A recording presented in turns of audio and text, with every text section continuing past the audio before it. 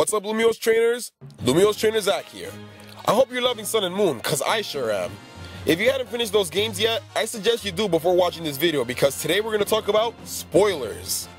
Now, before Sun and Moon's release, there was a lot of mystery surrounding Professor Kukui's assistant Lillie. Is she evil? Is she an Ultra Beast? Is she the champion? These are all questions we had. But after playing the games, we know that she is Gladian's sister and Lusamine's daughter.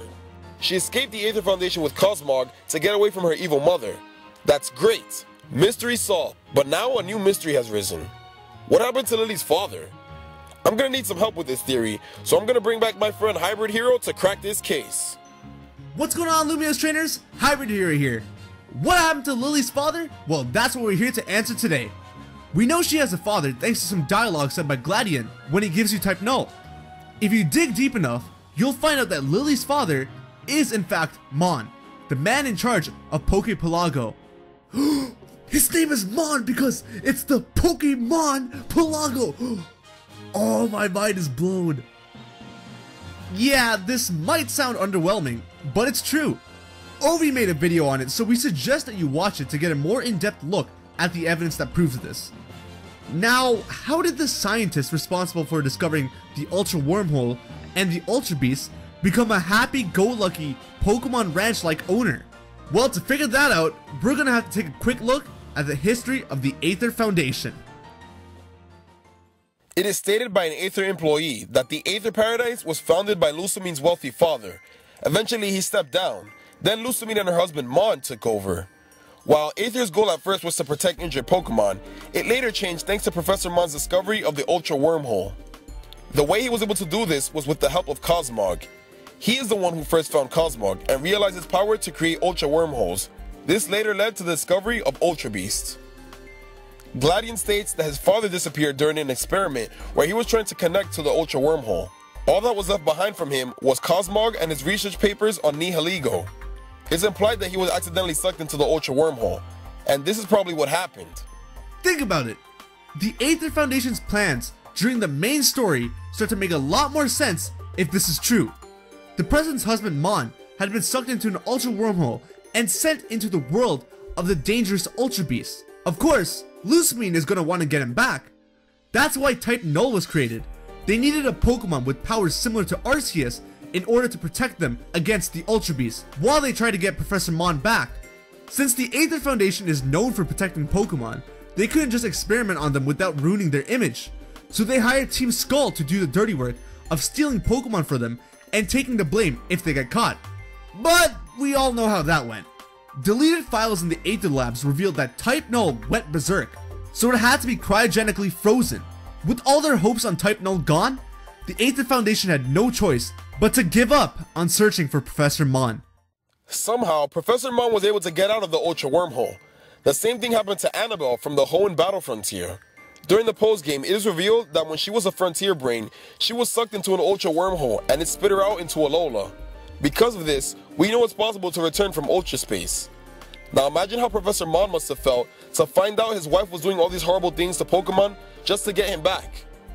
He would feel guilty that all of this happened because of his discovery of the Ultra Wormhole and Cosmog. You see, Mon actually does love Pokemon. That's why he worked at Aether, because the original goal was to protect them. Lusamine loves Pokemon too, but she has this weird thing about being worthy of her love and preserving beauty. So I wouldn't be surprised if some Pokemon she doesn't like end up getting rejected, just like she rejected her kids. Funny that you mentioned that, Zach, cause right before your final battle with Lusamine, she makes a comment about boxing Pokemon when you don't want them on your team. Mon isn't like that. He loves all Pokemon, no exceptions. Aether Paradise was supposed to be the perfect place for Pokemon. Mon's guilt is probably what led him to create Poképelago, the real paradise for Pokemon. Poképelago allows your boxed Pokemon to have fun while you're off on your journey.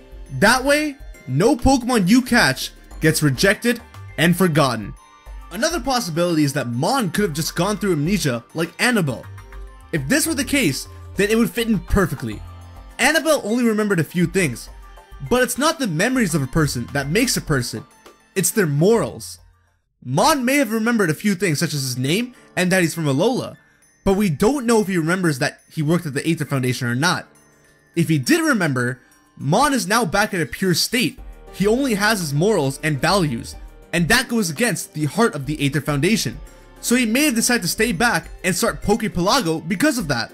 If he didn't remember the Aether Foundation, well, I guess it was always in his heart to be a farmer. You might be wondering why he hasn't been discovered by the Foundation yet. Well, Poképelago can only be accessed by using Charizard Glide, which is only available if you complete Kiawe's trial. Not every trainer in Alola is a trial goer, therefore not every trainer has the ability to fly to Poképelago or even know that it exists. So yeah, this is how Mon went from being professor of the Aether Foundation to the owner of Poképelago. His disappearance into the Ultra Wormhole caused Lusamine to go to extreme lengths to get him back. Once Mon found his way back and realized the true evil within Aether, he decided not to return, but instead create a new paradise for Pokemon, Poképelago. I hope you enjoyed this theory, and I also hope that it was able to answer some questions the game left us with. But there is one thing I do want to know though. It's about Lusamine. She really had a warped sense of beauty, which definitely caused her to do some evil things. I wonder where she gets that from. I'm glad you asked that, Zach, because it's possible that she got that from that wealthy father of hers. But to find out who this mysterious man is, we're gonna have to head on over to my channel.